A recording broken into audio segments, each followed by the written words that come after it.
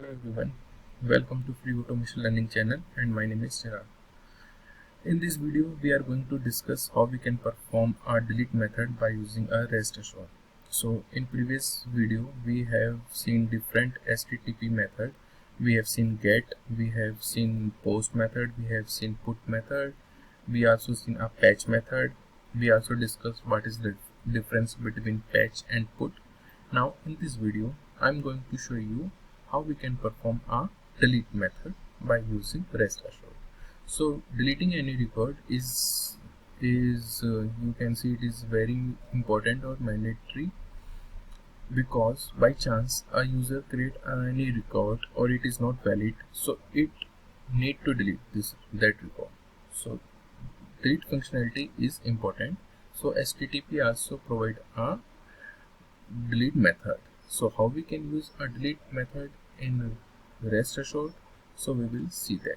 Before that, I just show you that there are two records available in my posts API. So I want to delete a second record. So how can I perform this functionality by RestAssured? So I will show in this video.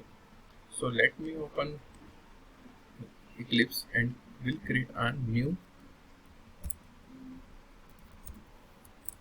class which name is delete method. In this delete class I will create a main, and for this I will use a public static void delete method and save it. Now I will import a RestAssured. So RestAssured, I'm using a static import as they mention in their documents that they recommended to use a static import. So now I will use a given as it use a BDD. After that I am accepting content type .json because I'm accepting data in JSON format. So I mentioned this here. I will have to pass path param ID, and what ID I need to delete. So I have to delete a second ID. So I will pass at given section that okay, path param is a second. Now I will check a given. So this will be in string. So I will mention this as string. Okay, when after that what I have to delete, and what will be the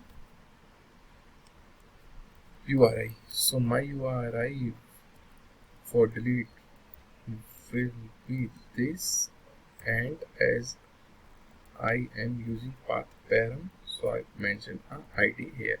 So this ID I mentioned here under curly braces. So when we have to pass any ID by using path param, so we can use this syntax path param and this type of ID. Now I have to first I have to status code as then log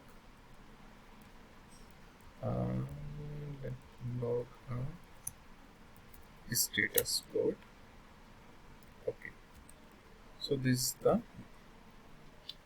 all the method, all the code which we have to write. So what I did, this is the given part. Okay, this is the when part, and this is the validation.